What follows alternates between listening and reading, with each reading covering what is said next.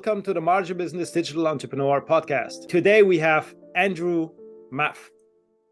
So Andrew, it's amazing to have you here today. You are an e-commerce marketing expert and the BlueTuskr founder. BlueTuskr, sorry. BlueTuskr, we will talk about this later, what it does, how it does it, and why is it at the place where it's supposed to be right now. But I want to focus a little bit more about you in the beginning, and then we can work ourselves up through all the space until we're going to be at BlueTuskr at the end. So Andrew, please tell us a little bit more about yourself, because I mean, being a Forbes Council member, you have your own show, the Ecom Show podcast. You're the Ecom Show podcast host. There is a lot to talk about. Please, let's just start from the beginning, and then we work ourselves through. Yeah, happy to. All right, so where do we start here? So I've been in the e-commerce marketing industry for a little over 15 years now. Oh, it was actually it's actually rare. one of my it was basically one of my first, like you call like your first big boy jobs. My father actually acquired a company that wasn't online, because obviously 15 years ago it wasn't really the thing. Bought that company, knew we wanted to take it online, took it online, and so I came in and kind of helped from like a marketing perspective, and that's where I kind of first got my chops. Favorite story about that place, he was actually offered to sell their product on Amazon right when they stopped like just doing books, and he turned it down, and it's my favorite thing to make fun of him about. That was well, yeah, no, I wouldn't be. I would assume that I would be retired by now if he actually took them up on that, but I'm not, so here I am.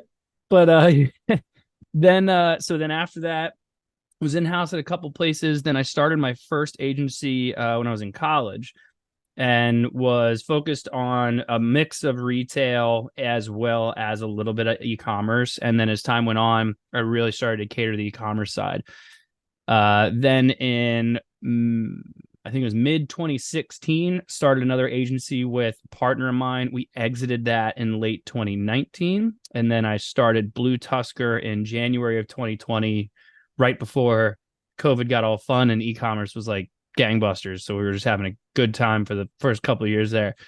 So now I'm the founder, CEO of BlueTuskr. We're a full service marketing company for e-commerce sellers. I'm also the host of the Ecom Show and the co-author of the Click and Conversion e-commerce newsletter. Wow, that's a lot. That's really good. So let's start somewhere at the last agency. You said you exited it. Maybe you can you can talk about that a little bit more. Does it mean that you sold the agency you have built up in the past already? Yeah, so I was originally born and raised South Florida, and the wife got an opportunity to move to New York City, and for a job opportunity that she had. And I was like, okay, at the time I owned an agency, I was like, I can go wherever I want. So we had moved. And then I ended up, I was in at the agency I had, which was the one out of college. I ended up partnering with family, and just don't ever suggest doing that. So we kind of just, I had them buy me out, and we kind of went our separate ways. And then I went in-house for a little while. And so that was where I really got back into like deep into the e-commerce industry. I was working with, at the time, you might know him, Chad Rubin.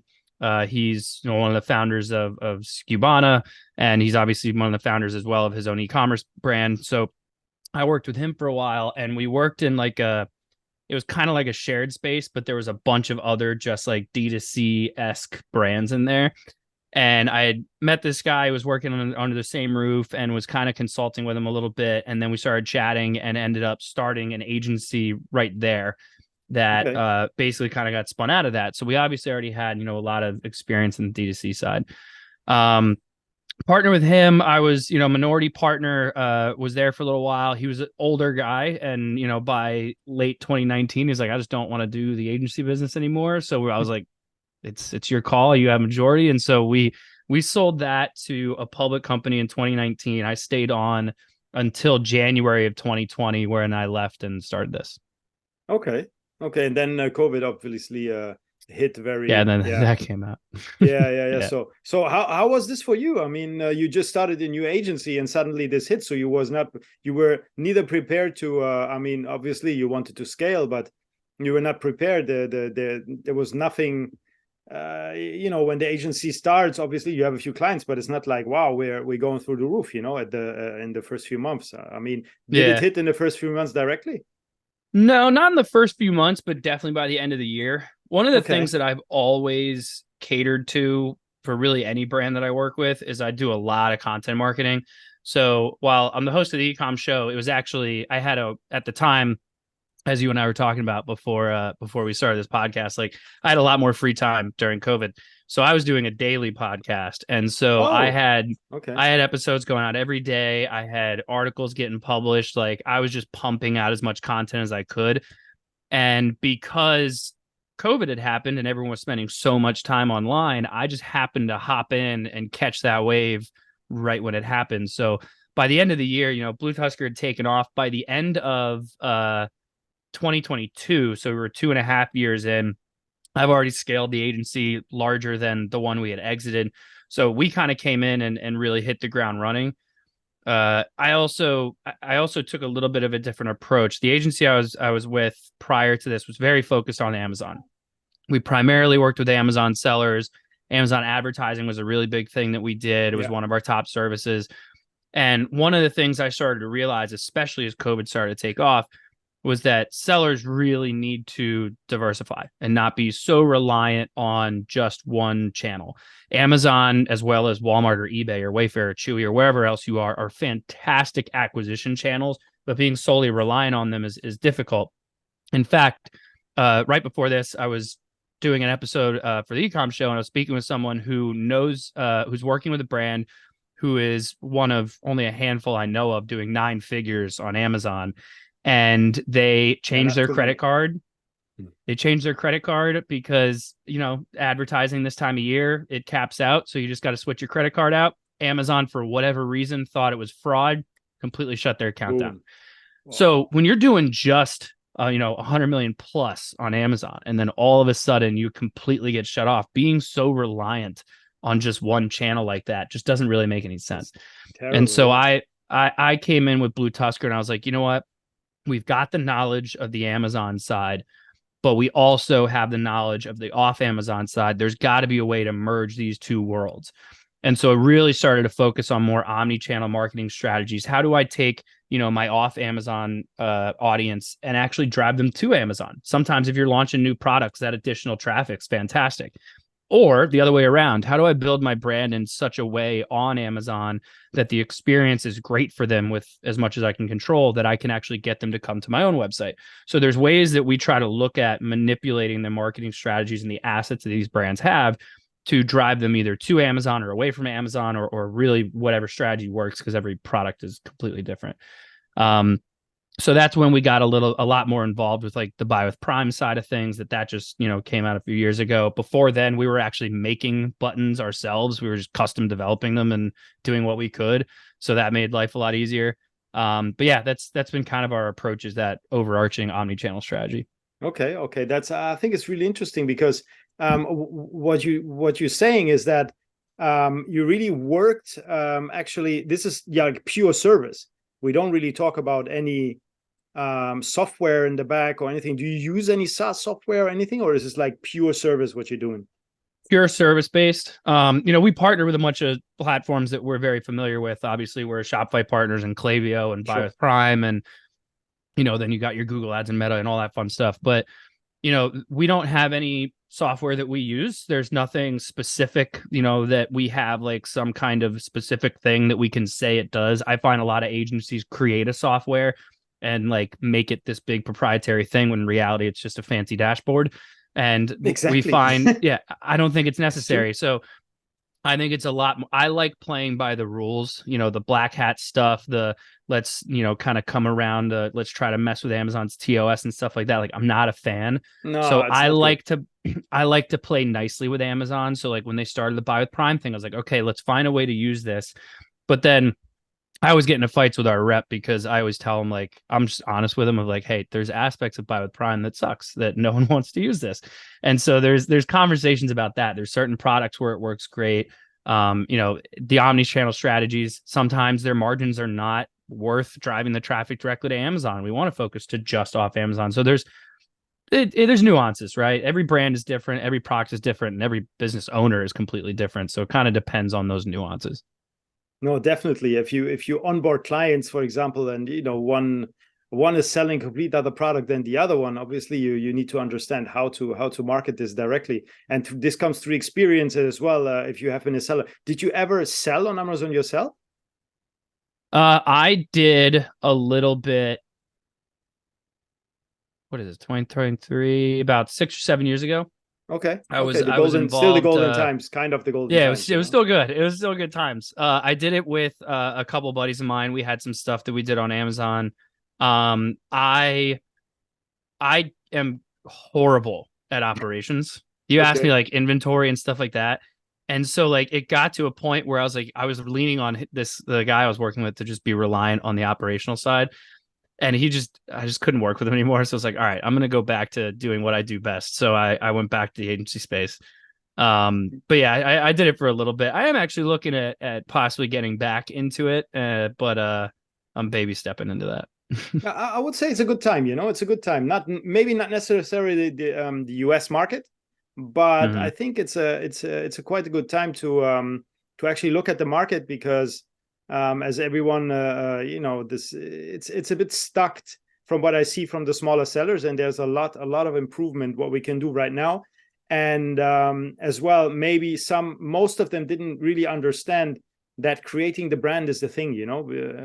Everyone tries to sell some, I don't know, some stuff, and then it don't work, and the account gets abandoned, and then the statistics, and I think there's definitely money to make. And if we talk about that, there are so many brands out there, Andrew. I mean, it's incredible, and there is so many good brands out there, but there's as well so many brands which have absolutely no clue what they're doing. Oh But yeah. from these brands, what are your favorite brands? I mean, in general, when you look at Amazon, what are your favorite brands? Who do you think did like an amazing job over there? Oh man. You always think of like what are the ones that kind of, I don't want to say started on Amazon, but were real heavy on Amazon and then figured out a great way to kind of diversify things. You always think of like the Anchors of the world. Like, Anchor 5 or 6 years ago was one of the biggest Yeah, monsters. phone Yeah. accessories and small, and consumer electronics are a nightmare. Though the margins are Yes. really small, Yeah. it's a wildly crowded market. It's a process, and they had flawless listings. You could tell they were constantly testing things. Every time they released something new, they were testing it out with Amazon. They had, every time you were searching anything for that was even remotely in their area, you'd find their ads. I always thought they were doing a fantastic job. And then they grew to such a size that now they're also massive off Amazon, and they're probably one of the largest phone accessory, platform brands out there. So they're definitely one that, when you're trying to think of like trying to get some creative juices flowing and you're looking for inspiration, I always check out their listings and see what they're doing.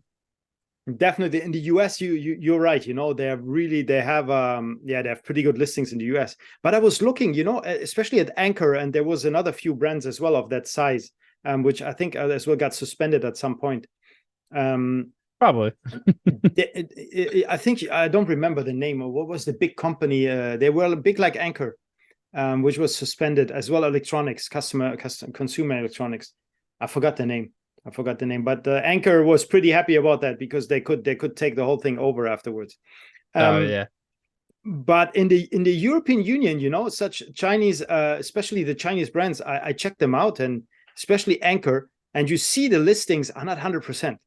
It's like there can be improvement in the text, there can be improvement of the photos, because they were at that level, as you already mentioned, they just put these things there and they sell, But imagine they would have done a better job, for example, at the listings, they would have done even more cash. But at that point, I think they would not have been interested in this. But it's very nice to see and to analyze how they differ against the US into the European Union. Yeah, like, to that point, that kind of comes in. There's two different types of Amazon sellers, right? You have, three, but I'm not going to talk about the third. You've got the ones that are very, very good at the Amazon optimizations, great listings, great A+ content, really has well-structured ads. Like, they know the system, they got it down. Then you have the other ones that have such a strong brand that even if their listings are trash and their ads are horrible, people are searching their name, so who cares? Sure. We've done work with Crayola, and we've done work with Canon, and in every single situation with them, my mind is blown. Like, I know that's a very like grandiose example. They're obviously they're almost household names in many situations, but it's still like, to have like just a single product image and like 2 bullet points and no A+ content, and yet they're still doing like hundreds of thousands of dollars with whatever product. I'm like, okay, like, could you imagine if you did this correctly and how this would look? So those are two very different things. We work with a couple sellers that are, they're well into 8 figures, but their listings and everything are like flawless. And the only reason they're beating their competitors right now is because their competitors just aren't doing it. But if some of these massive conglomerates started to really catch on with like, oh, we got to treat this just as well as we treat our website, you'll start to see all the big brands are just going to take over the Amazon space anyway. Then they'll look at aggregations and it becomes a whole thing. No, that's definitely true, because as you know, we're now, with the whole aggregator thing, where all the brands are getting some real professional help. The ones who got now taken over from the aggregators, obviously they have a lot more resources in order to push these brands up. Now, are these resources used correctly? We cannot really talk on on this subject, but sometimes yes, sometimes no. But I can see there is definitely brands, and they take care of their brands. They try to push as much as possible into these brands, and create the listings correctly and do the whole setup correctly, and from the ones which have been taken over. Because what I see a lot less on Amazon now is like these soulless brands, I call them, where you only have like kitchen products and stuff which appear in the thousands and are sold hundreds per day, or thousands per day even. I see them a lot less, because I think they all know how dangerous it is actually to run an operation like that, and as soon as the operation stops, it's like it never existed. So I think this is changing a lot, and I think it's as well good, because we need to have some like for our eyes, I love it when there is products which I can use, which the person behind it using it already actually as well. So we have really we go into a culture, I think, where new brands are existing and these old brands getting less and less important, because now we are the creators. Actually, we create stuff, like clothing or even consumer electronics. We create our own everything. We can create so many different things, and I think this is super, super important now, because this is how we can actually compete with all these bigger monstrous brands. Yeah, I completely agree. I also think, like, even though Amazon is doing more and more to release, new functionality to help build brands, at the end of the day, unless they're going to share their data with you, which they're never going to do, it's very difficult to build a brand solely on Amazon, right? Like, oh yes, definitely. If you've got, use kitchen products as an example, you've got 20 different kitchen products, you got your 80-20 rule, a bunch of them sell pretty, a small amount sells pretty well, the rest is okay. Then you're like, oh, let's expand the product line. As soon as you launch a new product, it's like starting another business, because you can't benefit from your pre-existing traffic to your other listings. Yeah, you could add it into like a comparison chart on A+ or something like that. But at the end of the day, like, it's really difficult. So every time you release a new product, it's a chore. It's fighting the algorithm in the beginning. I got to pay an arm and a leg in advertising just to get traffic there to benefit from that little honeymoon period. Yeah, you can do the Vine program and crap like that, but like, it's still kind of like not really doing anything. That's why, like, our biggest thing, like when we look at trying to develop some of these omni-channel strategies, what we always do is like, we let people know, like, we're available on Amazon. We have Amazon. We are, if you, depending on margins, because sometimes it doesn't line up, Buy with Prime is available on the site or something like that. And then what we do is, as people start to use that functionality, or they engage with some of our like ads that are relevant to Amazon or something, I now have an email list segmented, or I have a pixeled group of people that I know are interested in Amazon. So what I do is, when I launch a new product, I do a big push of all those people straight to Amazon. Just screw it. Pass the site, go to Amazon. I've got like 30 or 60 some odd days to benefit from that honeymoon period. I'll give them a little bit of a discount or something like that. Nothing too crazy, but like, hey, we're announcing this early only to our Amazon purchasers. Send them straight there, get the reviews in, get the traffic in, get the sales in. Then that product from an organic perspective starts to improve. You don't have to pay so much for ads. And then you pivot that traffic back to your website. That product continues to do well on Amazon, which acts as an acquisition channel. And then you find ways to get those people to now come to your website and start shopping with you there. I think all these marketplaces are fantastic acquisition channels, but the margins are nuts. And the fight to the top is insane. And then when you get to the top, it's typical. When you're at the top, everyone's gunning out for you. So you're number one in this certain keyword, like, you're probably not going to be for very long, because someone's going to figure something out, and then you got to do it. The thing that drives me crazy about Amazon, which is, you can tell why I'm kind of venting right now, is there's so much little tiny nitpicky things that you have to keep doing and keep testing for each individual product, not for the business as a whole. When you're focused on off Amazon, you want to do those tiny little things, but the results are so much larger because it affects your entire business, not just one product. Whereas on Amazon, if you've got more than like 30 or 40 products, it's a chore, because you've got to watch every single little one and every keyword you're fighting for. In your ads, you've got 500 different campaigns just for those products. Like, it's a process. So you factor in like the low margins, the hours you got to put in figuring that stuff out, the resource of people you need just to run that kind of a process. It's not easy. So being solely reliant on Amazon, and I know saying this on a Amazon heavy podcast probably isn't the smartest thing, but it's true. It's hard to be solely reliant. I think you're completely right, and I can confirm this as well, because I mean, you gave us a really good nugget here, with the traffic, and this is really something. I appreciate that. I'm sure the listeners can learn from that, or maybe they applied already, but this is definitely something great.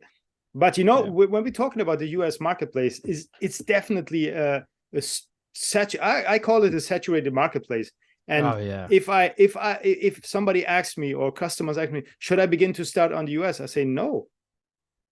If you have a lot of cash to burn, go for it, but then you compete against some really crazy Chinese sellers, which have the PPC button, they rent it out, it's completely crazy. But then I say, look, there is the UAE market, for example, or the Saudi market, which are very low entry level, and you can actually make some money on there if you know what you're doing.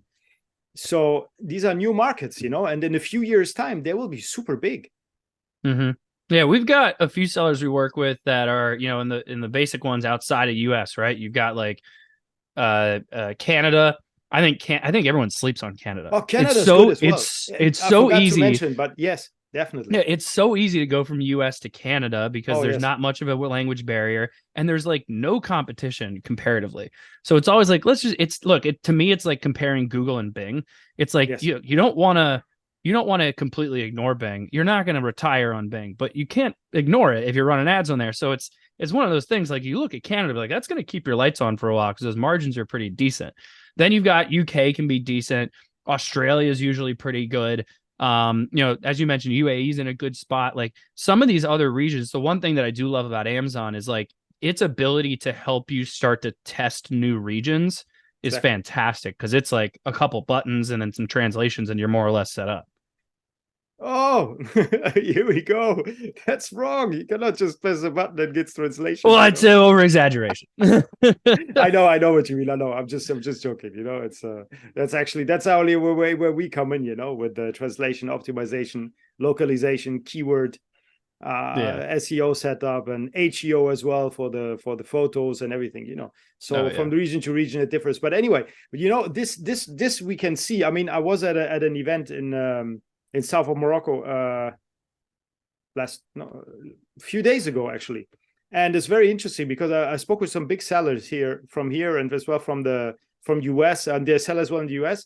And what they do they are crazy testers, like they are off Amazon sellers, and they know what to do when it comes to Instagram specialists. It's really funny to look how they do it, and the amount of items they actually sell only through some Instagram ads of the testing. And then the regions here is mostly like COD, is cash on delivery. So the amount they're turning around, it's really crazy, without any Amazon or anything. So only with A/B testing, without any product. I'm sure how this goes, without any product, and then you have a product and you go and sell, and that's it. You just scale.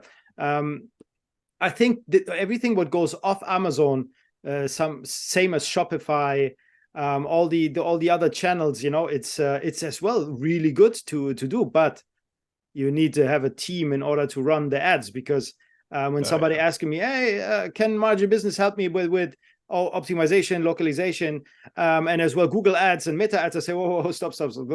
No Google ads, no meta ads. This maybe I have some partners who can help you, but I won't touch that stuff, because it's a complete different game as on Amazon, for example. So yeah, it's I think diversification is the thing at the moment anyway. So that's the word I was searching for. Yeah, like it's a very good point. And honestly, that's part of that. The complications of marketing off Amazon is really why I had started BlueTuskr, because when I was in-house, right, you would have specific agencies or people, similar to your business, that were just great at Amazon. And then they would own the entire Amazon marketplace. They would handle the ads, they'd handle listing optimizations, they'd handle all the different aspects of the Amazon side. But then you have the off Amazon side. And the difficulty with the off Amazon side is, you have people that are great at, Facebook ads, but then are horrible at Google ads. So now you need a Google ads person. Then you need a web designer. Then you need someone who knows email. Exactly. Then someone who's social.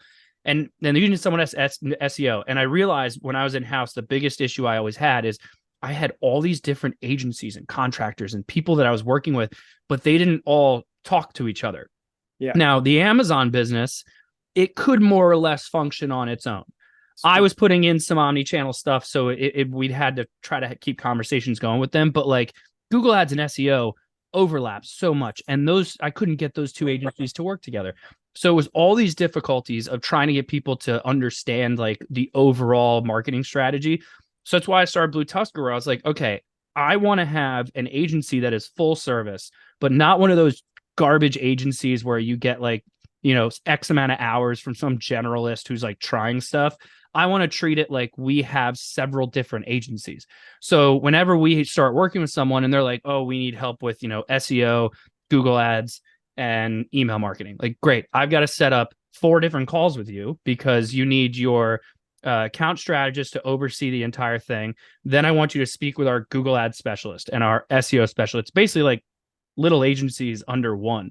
And the main issue being exactly what you said, which is like, you've got to know the ins and outs of Facebook and Instagram when you're running ads. You've got to know Google changed its algorithm when you're doing SEO stuff. You've got to know how to do Google ads and how it's completely different from some of these other channels. So all those different nuances, but at the same time, you need to know the business's goals and what, the right hand's got to know what the left hand is doing. Otherwise, nothing works together.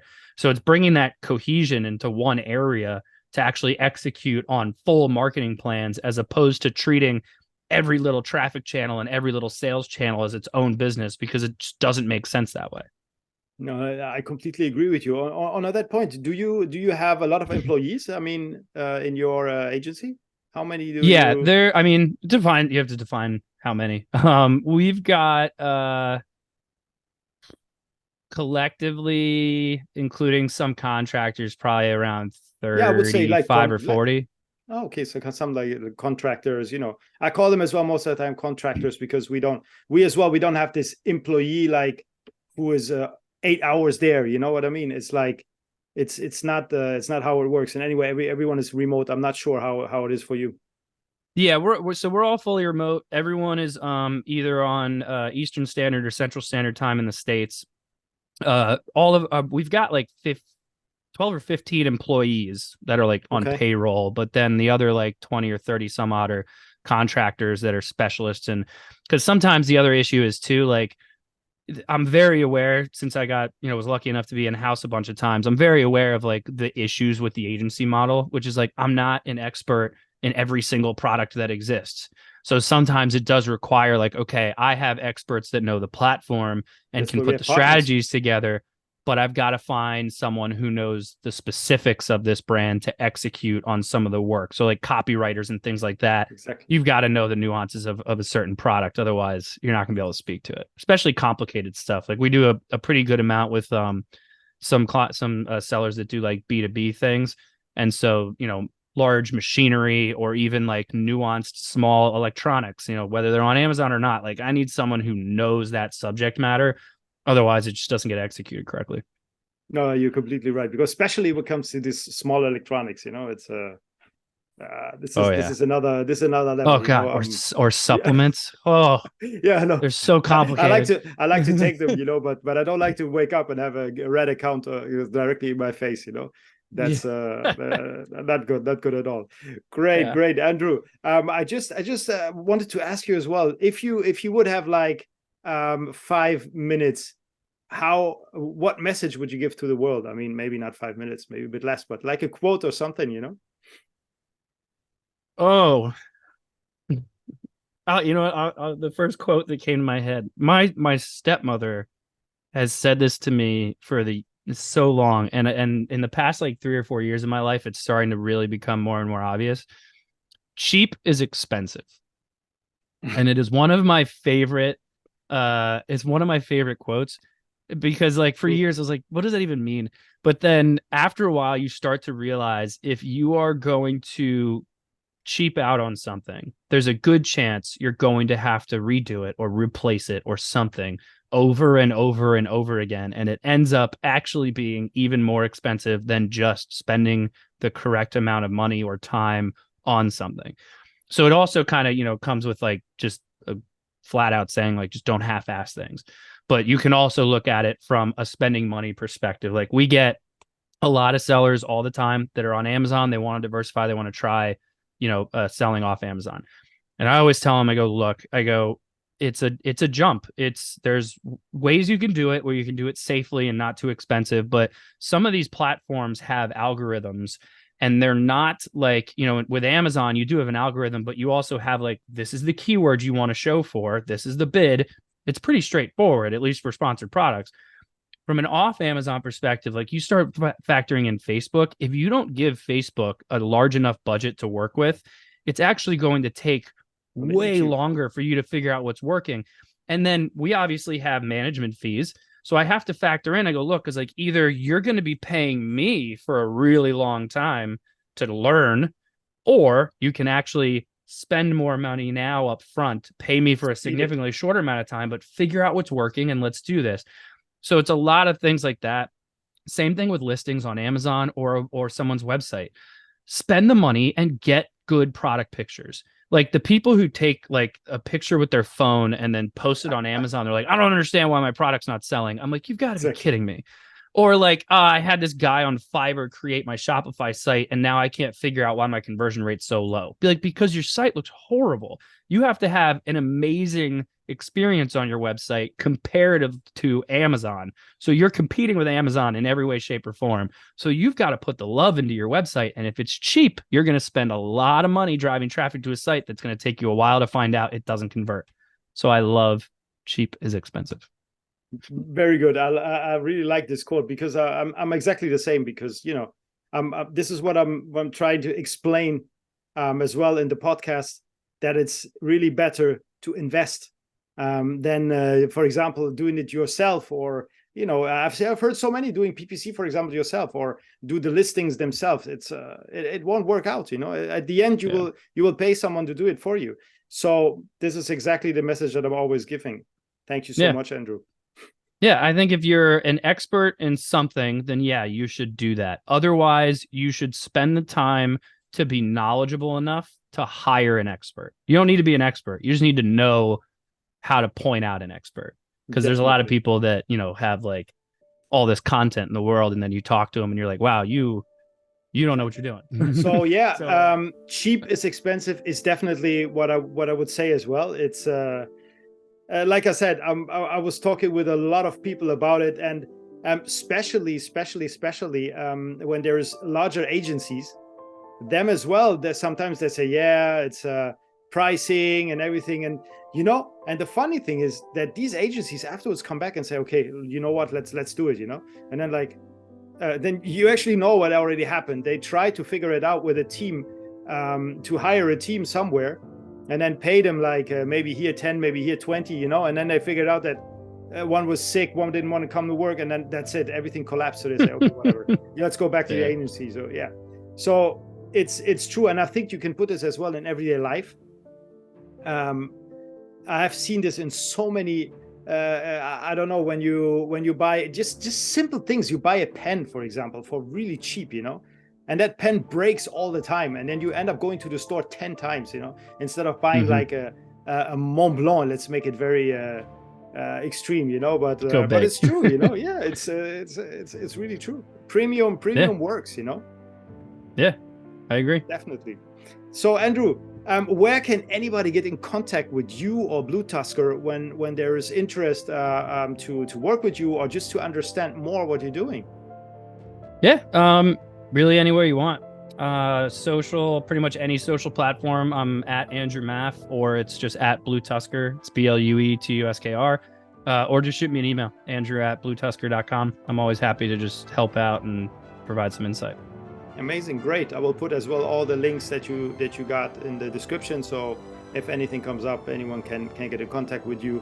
And I think on LinkedIn you're as well pretty active on there, like I saw. Great. Yeah. Amazing. Thank you so much for your time today, and and speak to you soon. Appreciate it, buddy. Have a good one.